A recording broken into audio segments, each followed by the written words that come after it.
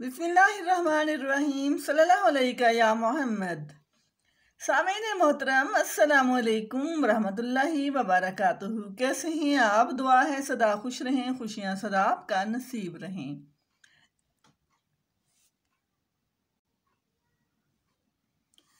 जी listeners, अल्हम्दुलिल्लाह आप लोगों के ताउन से मेरा चैनल मोनेटाइज हो गया है और ये सब आप ही की वजह से है। आप लोगों ने मेरा चैनल सब्सक्राइब किया और मेरी वीडियोस को देखा और आपकी पजीराई ने आज मुझे इस मकाम तक पहुंचाया है कि मेरा चैनल कामयाबी से मोनेटाइज हो चुका है। जी सामीन मोहतरम, आज हम लब्बैक अज़ मुमताज़ मुफ्ती की किस्त नंबर 33 की तरफ जाते हुए मैं कहूँगी कि जो उन्होंने अपनी किताब में लिखा हुआ है एक मिसरा शाह हुसैन का, मैं भी जाना ठोकरा झण दी नाल मेरे कोई चले। जी सामीन मोहतरम, किस्त नंबर 33 की तरफ जाने से पहले आपसे इल्तिमास करूंगी कि आपने अगर अभी तक मेरा चैनल सब्सक्राइब नहीं किया तो बराए मेहरबानी सब्सक्राइब करके घंटी का बटन दबा दीजिए और कमेंट बॉक्स में अपनी कीमती आरा से ज़रूर आगाह कीजिएगा। शुक्रिया। तबर्रुकाते मदीना। भाइयों सुनो सुनो, ये तुम कहाँ खड़े हो? मस्जिद नबवी की दीवार के साए तले, चिराग के जेरे साए। तुम तो घर से इस अजीम चिराग के नूर से मुनव्वर होने के लिए इतनी दूर से चल कर आए हो।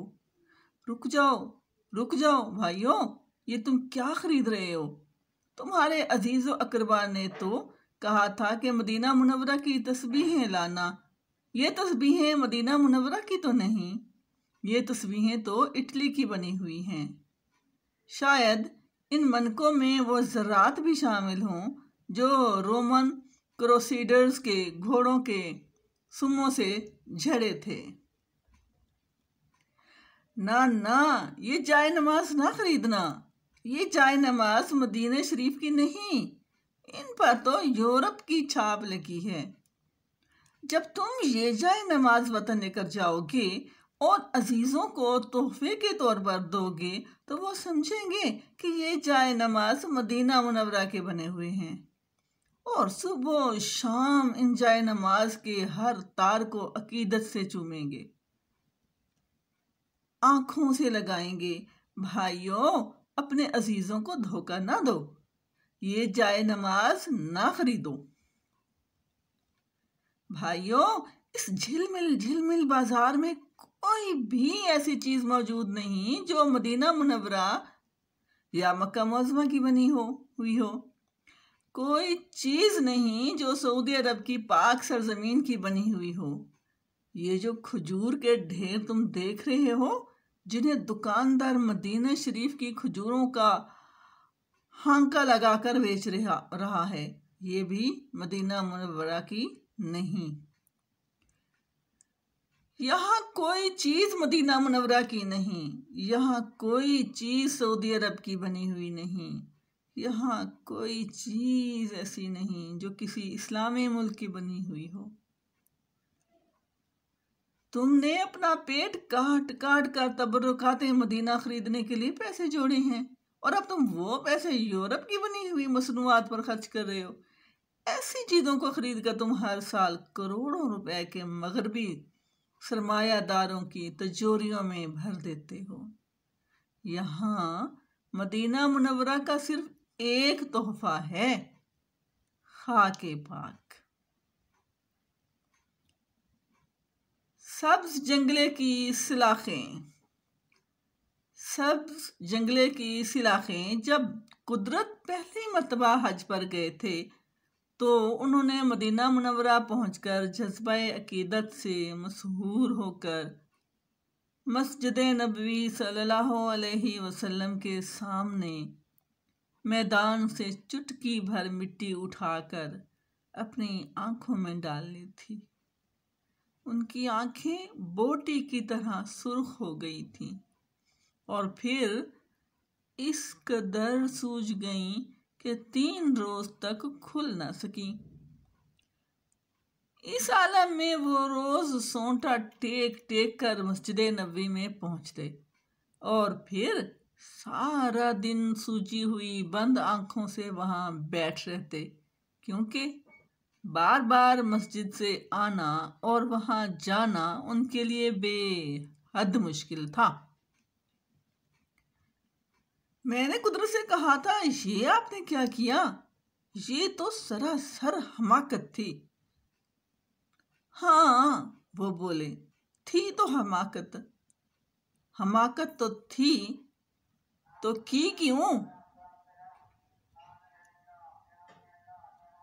पता नहीं, वो बोले, की नहीं थी, हो गई। इस हमाकत की वजह से कितना नुकसान हुआ? नुकसान? उन्होंने पूछा। 3 दिन आप सब्ज गुंबद को ना देख सके। हाँ, वो बोले, 3 दिन सब्ज गुंबद को ना देख सका, लेकिन इन 3 दिनों के दौरान मुसलसल तौर पर मेरी बंद आंखों के सामने सब्ज जाली मुअल्लक रही। यूं लगता था जैसे वो सूजन न हो, बल्कि सब्ज जाली की सिलाखें हों। खाके पाक। मदीना मुनव्वरा के क़याम के दौरान मैंने बड़ी कोशिश की, मुसलसल कोशिश करता रहा कि किसी तरह मुझे खाके पाक दस्तयाब हो जाए। मैंने सुन रखा था कि मदीना मुनव्वरा में खाके पाक की टिक्कियाँ मिलती हैं जो हदिया अदा करने पर दस्तयाब हो सकती हैं।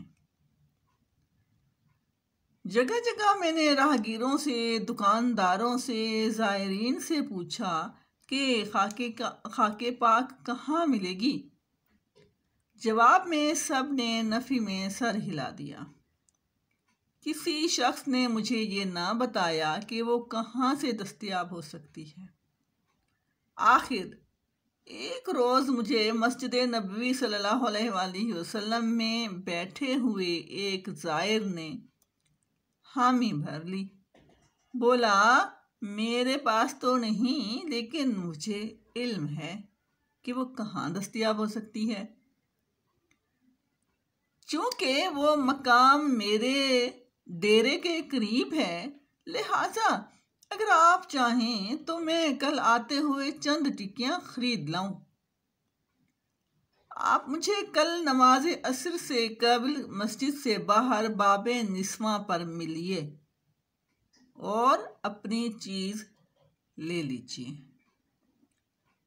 शुक्रगुजारी के जज्बात से मेरा दिल छलकने लगा।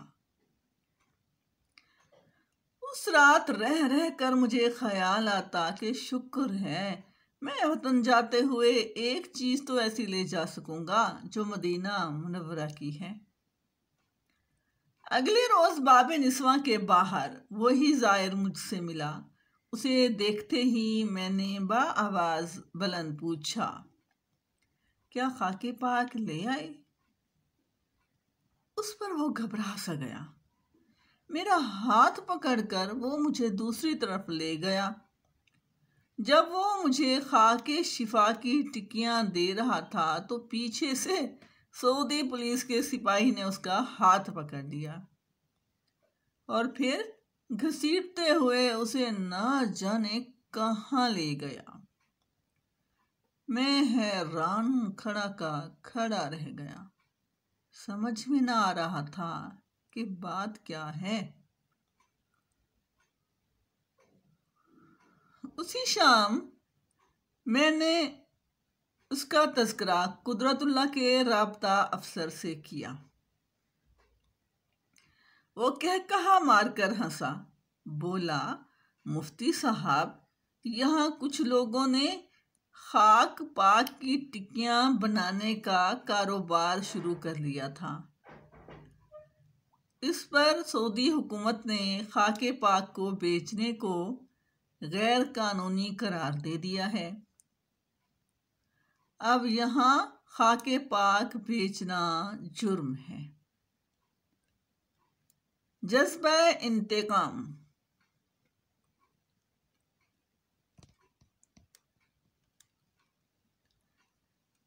मैं वहां चौक में खड़ा चीख रहा था, चिल्ला रहा था, मेरे मुंह से कफ जारी था।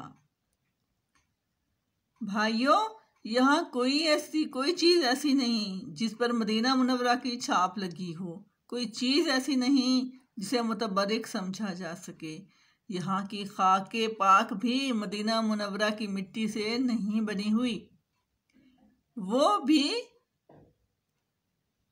दसावर से दरामद की जाती है। कोई चीज भी इस काबिल नहीं जो तबर्रुक के तौर पर वतन ले जाई जा सके, जो मदीना मुनव्वरा की सौगात कहलाने की मुस्तहिक हो। भाइयों, सुनो सुनो। लेकिन कोई भी मेरी बात नहीं सुन रहा था। किसी को एहसास न था कि चौक में खड़ा एक जायर उनसे मुखातिब है। वो धड़ाधड़ चीजें खरीदने में मसरूफ थे। वो उन जाए नमाजों को यूं हाथ लगा रहे थे जैसे अपनी उंगलियों पर उन्होंने आंखें बिछा रखी हों। उनके हाथ जज्बा एहतराम से भीगे हुए थे। वो सब इन जाए नमाजों को यूं तवाफ कर रहे थे जैसे वो खाना काबा के गिलाफ के टुकड़े हों। अच्छा, तो तुम मेरी बात नहीं सुनोगे? मैं गर्राया। उनकी बेहिसी पर मुझे गुस्सा आ गया। नहीं सुनते तो ना सुनो, नहीं मानते तो ना मानो। मेरा दिल जज्बा इंतकाम से भर गया। मैं सुर्ख हो गया, कंपटियां थरकने लगी। अच्छा, तो खरीदो खरीदो। ये सब चीजें जो तुम्हारे सामने पड़ी हैं मुकद्दस और मुतबर्रिक हैं। इन्हें उठाकर अपनी आंखों से लगाओ, चूम कर आंखों से लगाओ। रोशन मन के।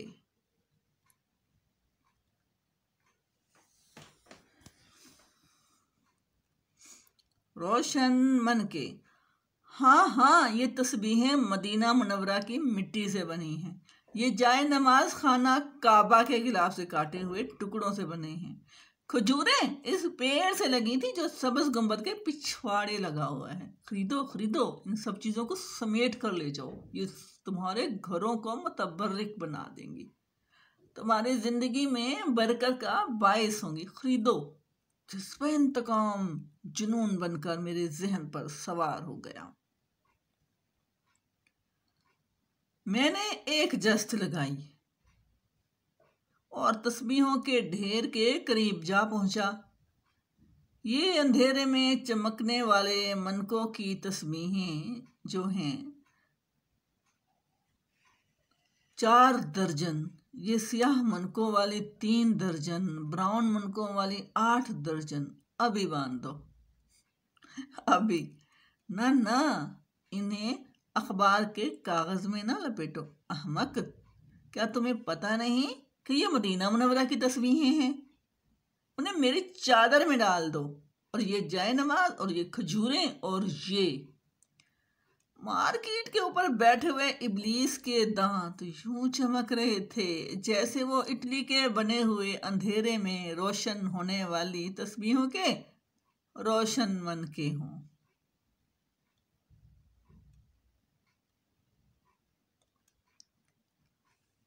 हुजरा मुबारक। रात को किसी ने मेरा शाना हिला दिया। मैं जाग पड़ा, उठकर बत्ती जलाई। कुदरत मेरे सिरहाने खड़े थे। चलिए, वो बोले। कहाँ? मस्जिद नबवी के खुलने का वक्त हो गया, लेकिन आपकी तबीयत तो नासाज थी। अब ठीक हूं। बाबे जिब्रील। होटल की सीढ़ियां उतरकर जब हम नीचे पहुंचे तो सड़क सुनसान पड़ी थी। मस्जिद नबवी के सदर दरवाजे बंद थे। कुदरत मस्जिद नबवी की दीवार के साथ यूं चले जा रहे थे जैसे रास्ते से पूरे तौर पर वाकिफ हों। कुछ दूर जाकर वो रुक गए। इधर आ जाइए, वो दीवार की तरफ इशारा करके बोले। ये कौन सी जगह है? मैंने पूछा। ये बाबे जिब्राइल है। इस दरवाजे से हजरत जिब्राइल हुजूर सल्लल्लाहु अलैहि वसल्लम के पास आया करते थे।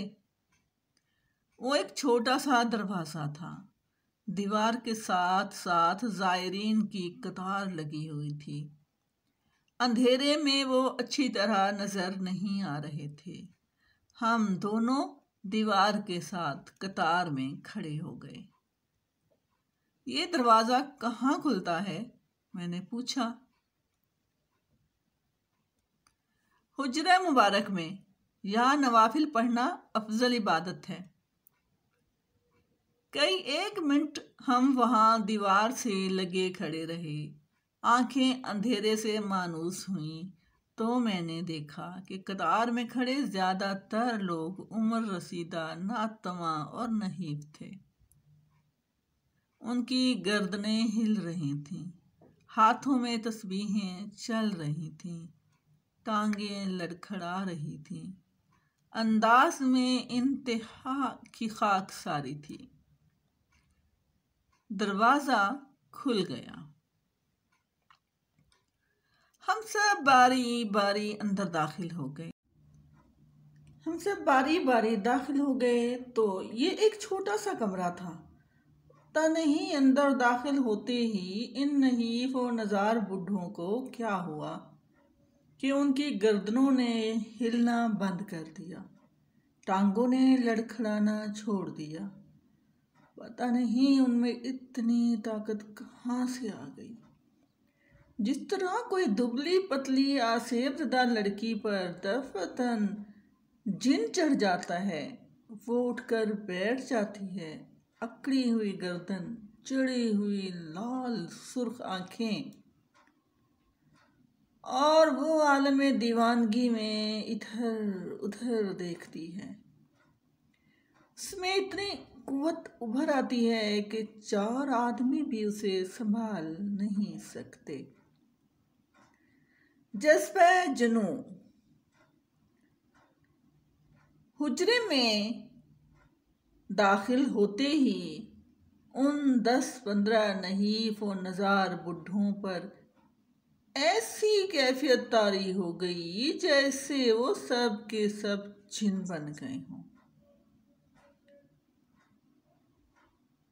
उस दीवानगी में शर का उनसर न था, जारहाना रंग न था, सिर्फ जज्बे की वारफ्तगी थी जो जुनून बन गई थी।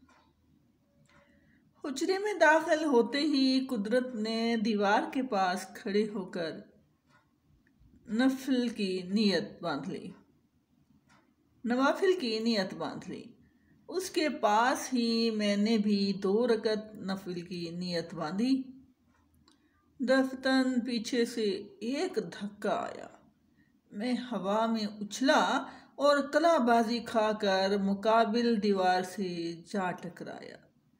चंद साथ के लिए मुझे समझ में न आया कि हुआ क्या है।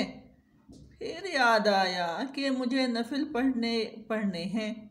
मैंने उठकर फिर नियत बांधी। चंद साथ के बाद मैंने अपने आप को ऊंधे मुंह गिरा हुआ पाया। अरे ये क्या हो रहा है, मैंने सोचा। कुछ देर तो मैं अपने आप को संभालने में मसरूफ रहा, फिर उठकर बैठ गया और सोचने लगा कि असरे नौ नियत बांधूं कि नहीं। मैंने चारों तरफ देखा। हुजरे में नमाजियों की कैफियत देखकर हिम्मत ना पड़ी। बेकार है, मैंने सोचा। यहाँ नफिल पढ़ना मेरे बस की बात नहीं, मैं नफिल नहीं पढ़ूंगा। उस फैसले के बाद मैं सिरक कर कोने में जा बैठा और हुजरे का जायजा लेने लगा। मिट्टी का पहलवान हुजरे की कैफियत अजीब सी थी। मुझे ऐसा महसूस हुआ जैसे मैं कलकत्ते के ब्लैक होल में जा बैठा हूँ और इस ब्लैक होल में कहीं कोई हाथी घुसा हुआ है। फिर मेरी निगाह कुदरत पर जा पड़ी। कुदरत उस वक्त फुटबॉल की तरह हुजरे में इधर उधर उछल रहे थे। अभी उस दीवार से टकराए, अब उस दीवार के पास ऊंधे मुंह पड़े हैं। लो, वो फिर उठ बैठे और यूं खड़े हो गए जैसे नीयत ना टूटी हो, जैसे नमाज जारी हो, जैसे कुछ हुआ ही ना हो। अरे वो फिर धड़ाम से पीछे को गिरे। उनके पीछे 7-8 नमाजी सब के सब लुढ़क गए। जैसे करीब करीब खड़ी ईंटों की कतार में से एक ईंट गिरे तो सारी ईंटें गिर जाती हैं। अरे वो तो फिर खड़े न फिर पड़ रहे थे। हैरत की बात ये थी कि कुदरत सिर्फ जिस्मानी तौर पर गिरते रहे और ये जिस्मानी थपेड़े उनके जहन पर कोई असर नहीं रखते थे। गिरने के बाद वो फटाक से यूं उठ खड़े हुए होते जैसे मिट्टी के पहलवान हों। ना वो ये देखते थे कि धक्का किधर से आया, ना देखते कि उन्हें कहाँ चोट लगी, ना देखते कि अब कहाँ खड़े हैं। वो तो यूं उठकर हाथ बांध लेते जैसे सजदे से उठे हों। मैं हैरत से उनकी तरफ देखता रहा। पहले तो मुझे ख्याल आया कि उन्होंने पाखंड मचा रखा है। भला ये कैसे मुमकिन है कि एक शख्स चारों तरफ से यूं धक्का खाए, लड़खड़ाए, कलाबाजियां लगाए, दीवार से पटखा जाए, लेकिन उसकी यकसुई में फर्क ना आए, नमाज जारी रहे, नीयत ना टूटे। मैंने खुद 2 मरतबा कलाबाजियां खाई थीं। कई मिनट में जिस्म को सहलाता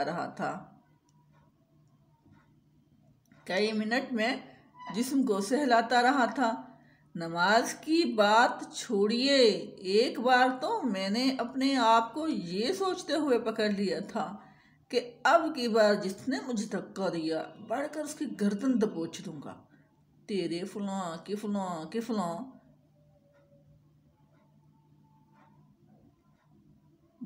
बुद्ध और निर्वाण।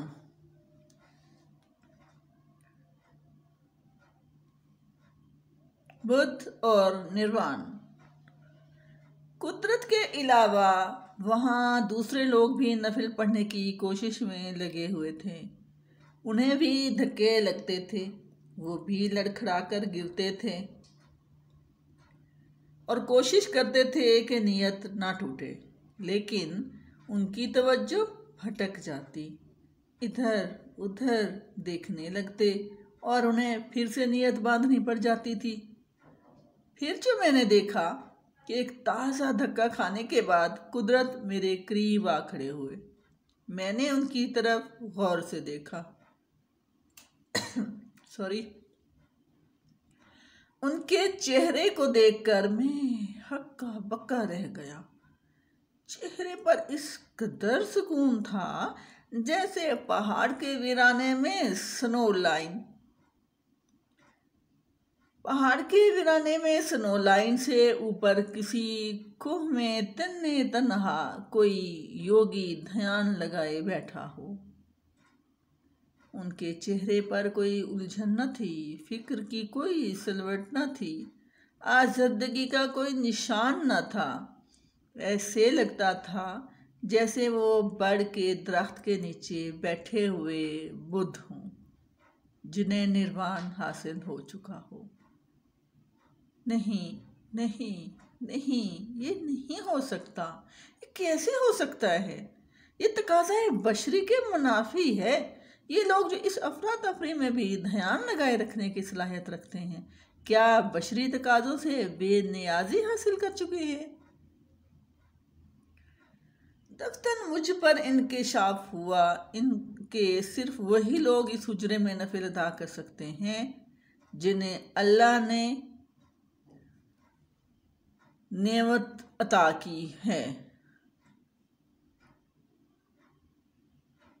सिर्फ वही लोग जो पहले से नवाजे हुए हों,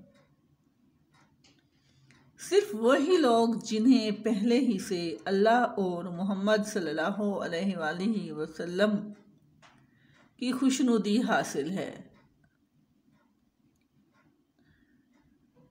या रसूल अल्लाह, मुझसे गुनाहगारों पर यहाँ नफिल पढ़ने के दरवाजे क्यों बंद कर दिए हैं?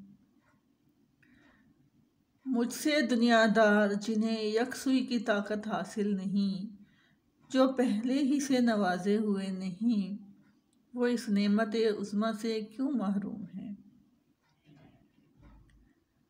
उजले और मैले। या रसूलल्लाह सल्लल्लाहु अलैहि वसल्लम, क्या तेरी दरगाह में भी सिर्फ उजलों को मज़ीद उजले होने के मौके मयस्सर हैं? क्या मैलों को यहाँ भी दरखोर इतना नहीं समझा जाता? इस हुजरे में मेरे नफिल पढ़ने का कोई इम्कान न था। हटाओ, मैंने सोचा, ज़बरदस्ती करने का क्या फ़ायदा। कोने में बैठकर मैं चारों तरफ गौर से देख रहा था, उन ज़ायरीन की तरफ देख रहा था जो इस धक्कम पेल में भी अल्लाह ताला की तरफ ध्यान लगाए रखने की ताकत रखते थे। मैं उनकी निगाहों की तरफ देख रहा था। वहाँ मुझ ऐसे लोग भी थे जो नीयत कायम नहीं रख सकते थे, फिर भी ज़बरदस्ती हाथ बांधे खड़े थे, जो टूटी हुई नीयत को ज़बरदस्ती बंधी हुई नीयत समझ रहे थे, जो वहाँ 70,000 नमाजों का सवाब हासिल करने पर मुसिर खड़े थे, जो खुद पर दोज़ख की आग हराम करने के लिए एड़ी चोटी का जोर लगा रहे थे। वो सलाम, वो सलाम, वो सलाम। या रसूल अल्लाह, मेरे दिल से एक मिन्नत उभर रही थी, जिसे दबाने की शदीद कोशिश नाकाम हुई जा रही थी। या रसूल अल्लाह सल्लल्लाहु अलैहि वसल्लम, यहाँ मैं 70,000 नमाजें अपने नाम कराने के लिए हाजिर नहीं हुआ। बहिश्त में अपनी जगह महफूज कराने के लिए यहाँ नमाज पढ़ने का मुतमन्नी नहीं हूँ। मैं तो सिर्फ इसलिए यहाँ नमाज पढ़ना चाहता हूँ कि तेरे घर की दहलीज पर खड़ा होकर तुझे सलाम करूँ।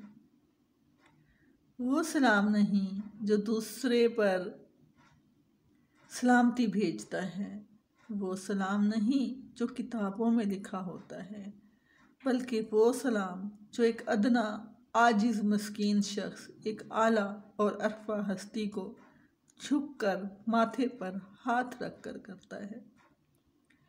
मेरी आरज़ू है कि अपनी अकीदत का इजहार करूं, तेरी खुशनुदी हासिल करने के लिए सजदा करूं। तेरी खुशनुदी से अजीम तर नेमत क्या हो सकती है। मेरा जी चाहता है कि मैं तेरे कदमों में खड़ा होकर नारा लगाऊं कि ऐ अजीम तरीन इंसान, मैं जो नंगे इंसानियत हूँ, मैं तुझे सलाम करता हूँ। तू जो मेरा सलाम कबूल कर ले तो मेरी खुशियों का कोई ठिकाना न रहे, और तुझे कोई पूछने वाला नहीं कि ऐसे शख्स का सलाम क्यों कबूल किया जो इंसानियत के नाम पर कलंक का टीका है। दफतन मेरी निगाह कुदरत पर जा पड़ी। वो सलाम फेर चुके थे और मेरी तरफ बड़ी शफकत से देख रहे थे। मुझे ऐसे महसूस हुआ जैसे उनकी मुस्कुराहट में हुजूर आला सल्लल्लाहु अलैहि वसल्लम का पैगाम झलक रहा हो कि ए मुमताज़, मैंने तेरा सलाम कबूल किया। आओ अब चले, उन्होंने मुझसे कहा। फरते इम्बिसात से कुदरत की बाछें खिली हुई थी। वो चल पड़े और मैं उनके पीछे पीछे हो लिया।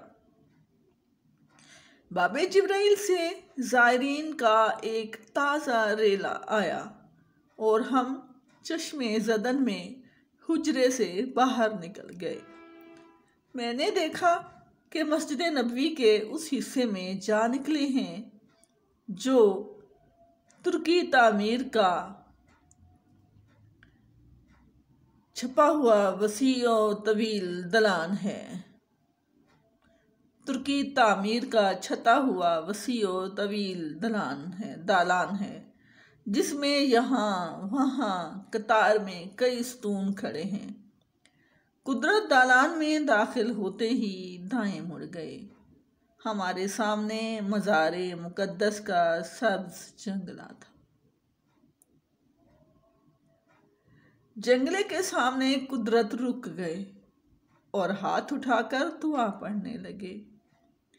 मैंने भी उनके पीछे खड़े होकर हाथ उठा लिए। जल्द ही मैंने महसूस किया कि हुजूर आला सल्लल्लाहु अलैहि वसल्लम की खिदमत अक़दस में पेश करने के लिए मेरे पास कोई दुआ नहीं। दुआ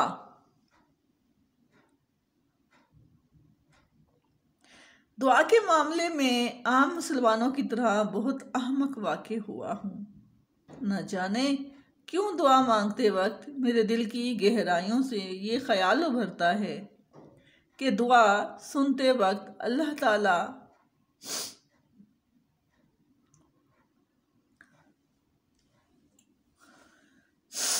सन्नत बख्श मौलवी साहब का रूप धार लेते हैं।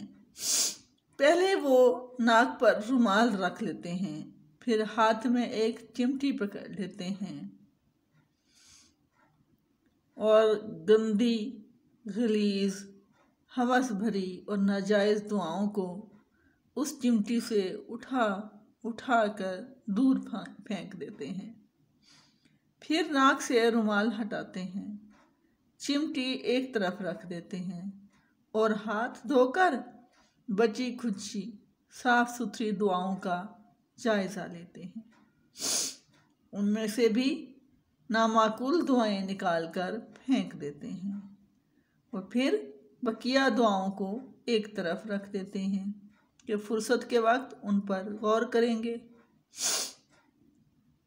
लाशऊर में रचे बसे हुए उस एतबार की वजह से मुझ जैसे आम गुनाहगार मुसलमानों ने ना तो कभी दुआ के मफहूम को समझा है, ना मांगने के फेल को जाना है और ना कबूल करने वाले की असमत का राज पाया है। मेरी अपनी हालत यह है कि दुआ के लिए हाथ उठाने से पहले सोचता हूँ कि कहीं मैं इतना तो नहीं मांग रहा कि देने वाले पर बोझ हो जाए, कहीं ऐसी चीज़ तो नहीं मांग रहा जो नाजायज़ है, जो गलीज़ है, जिसमें गुनाह का अंसर मौजूद है। कहीं इस दुआ से मेरी तबई हवस का भेद तो नहीं खुलता। फिर मैं अर्ज़ करता हूँ कि या अल्लाह, मैं हरीस नहीं हूँ, मैं तुझसे ज़्यादा नहीं मांगता, सिर्फ इतना मांग रहा हूँ जिसकी मुझे अशद ज़रूरत है और जिसे देना तेरे लिए बार ना होगा। मांगने वाला और देने वाला। इसके साथ ही मेरे दिल से एक हल्की सी आवाज़ आती है, इतनी हल्की सी कि सुनी नहीं जा सकती। या अल्लाह, देख ले मैं कितना अच्छा आदमी हूँ, मैंने तुझ पर बोझ नहीं डाला, मैंने ऐसी दुआ नहीं मांगी कि तुझे नाक पर रुमाल रखना पड़े, चिमटी उठानी पड़े, या अल्लाह देख ले, ऐसी दुआ मांगकर मैंने तुझ पर कितना एहसान किया है। गुलाम दीन वानी। मेरे एक दोस्त हैं गुलाम दीन वानी। उन्होंने सारी उम्र नमाज़ों और इबादतों में गुजार दी है, लेकिन आज तक वो दुआ मांगने और देने वाले के मफहूम से वाकिफ नहीं। वो इतने खुशू व खुजू से दुआ मांगते हैं कि मेरे नज़दीक उनकी दुआ देने वाले की तौहीन का बाइस होती है।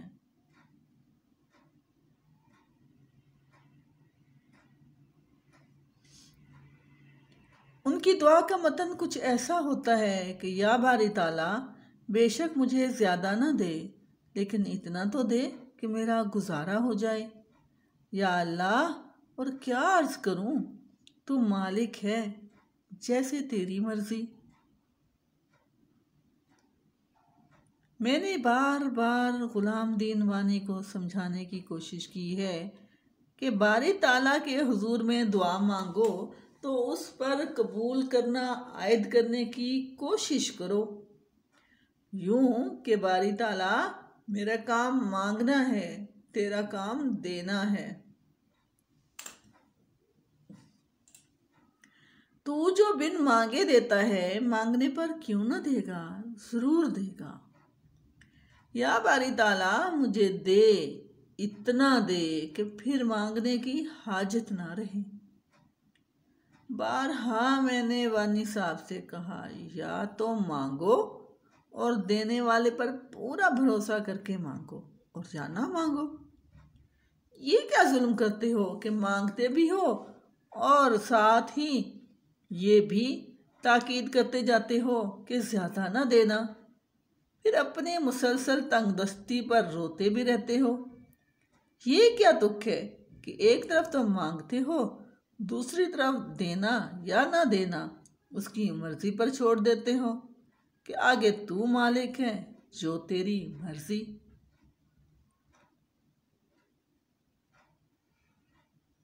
सच्चा मंगता। पहली मर्तबा जब मैंने एक शख्स को मांगते हुए सुना तो हैरान रह गया। दाता का मज़ार था। एक चिट्टा धारी फकीर आया, यूं दाखिल हुआ जैसे मकरूज के घर कर्ज खा आया हो। उसने दाता को ललकारा, जो दाता बना बैठा है तो दे, देख तेरे दरवाजे पर मांगने वाला आया है, दे। 10 करोड़ रुपए का सवाल है।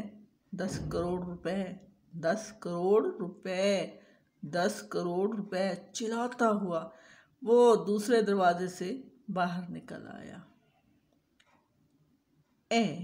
मैं भौंचका रह गया। ये जट्टाधारी होकर रुपया मांग रहा था। अपने इस मांग पर नदामत नहीं महसूस कर रहा था। हमारी तरह दाता को खसीस मौलवी नहीं समझ रहा था। ये नहीं समझ रहा था कि दाता नाक पर रुमाल रख लेंगे, हाथ में चिमटी उठा लेंगे। अरे गोया मेरी आंखें खुल गईं। जिंदगी में मैंने पहली मर्तबा सच्चा मांगने वाला देखा था। पहली मर्तबा एक ऐसा शख्स जो मांगने की अजमत से वाकिफ था, जो दाता को दाता समझता था। हाँ, तो हुजूर अक़दस की जाली के पास खड़े होकर कुदरत को दुआ पढ़ते देखकर मैंने भी हाथ उठा लिए, लेकिन चंद साथ के लिए मैं खाली हाथ उठाए खड़ा रहा। समझ में नहीं आता था कि क्या दुआ मांगूं, और दुआ मांगने में कई बार फाश गलतियां कर जाया करता हूँ। लिहाजा ऐसे वक्त में डरता रहता हूँ कि कहीं जज्बात तारी ना हो जाए और तरंग में ऐसी बात ना कह दूं कि बाद में शर्मसारी से अपने आप से मुंह छुपाता फिरूं। कई बार ऐसा होता है कि अल्लाह ताला की करम नवाजियाँ इस हद तक बढ़ जाती हैं कि मैं जज्बात की रोह में बहकर अल्लाह के हक में दुआएं मांगने लगता हूँ कि या अल्लाह, तू इतना अच्छा है कि अल्लाह तुझे खुश रखे, अल्लाह तुझे अज़मतें बख्शे। फिर दफ्तर मुझे एहसास होता है कि ये मैं क्या बक रहा हूँ। क्या मैं बारी ताला पर एक और अल्लाह मुसलत कर रहा हूँ? इस पर इतना शर्मसार होता हूँ कि कुछ कह नहीं सकता। फिर मुझे गुस्सा आने लगता है कि मेरे अल्लाह मुझ पर इतने करम फरमाया करते हैं और मैं उनके हक में दुआ भी नहीं मांग सकता। हुजूर अक़दस की खिदमत में खड़े होकर मेरे जहन में सिर्फ एक बात आई, सो मैंने अर्ज़ कर दी, या हुजूर सल्लल्लाहु अलैहि वसल्लम, मैं इतनी दूर से चलकर इसलिए हाजिर हुआ हूँ कि आपकी खिदमत में सलाम अर्ज़ करूँ। आपकी कितनी करम नवाजी है कि हुजूर सल्लल्लाहु अलैहि वसल्लम ने मुझ ऐसे का सलाम कबूल फरमाया। अल्लाह आपको मज़ीद अज़मतें अता फरमाए, मज़ीद रिफ़तों से नवाजे, मज़ीद कुर्ब हासिल हो। दफ़तन मुझे ख़याल आया कि ये मैं क्या कर रहा हूँ। गोया अर्शे बरी से कह रहा हूँ कि अल्लाह आपको अर्शे बरी के मर्तबे से नवाजे। या हुजूर, मैंने शर्मसारी से अर्ज़ की, मेरी बातों का बुरा ना मानिए, मैं बेवकूफ़ हूँ, जाहिल हूँ।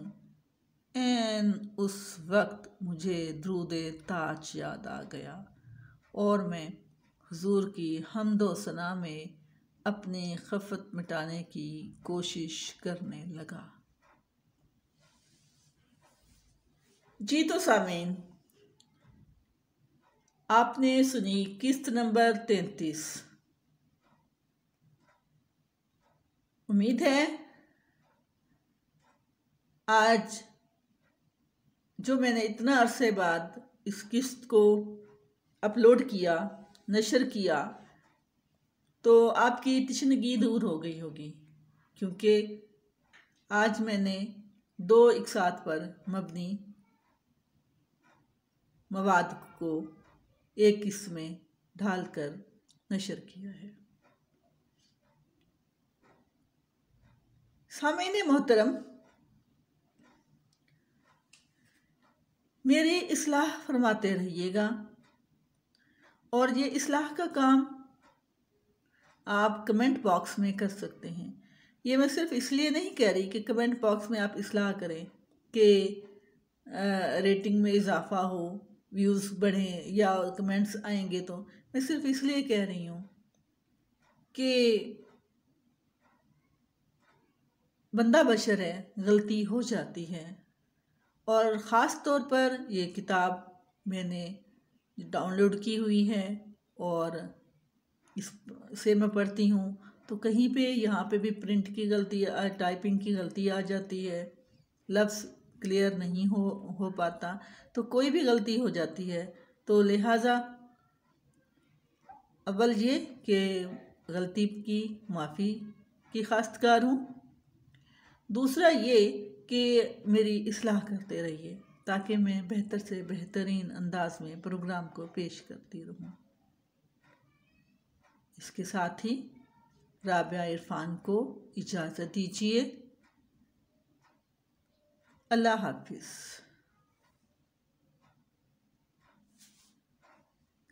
पाकिस्तान जिंदाबाद।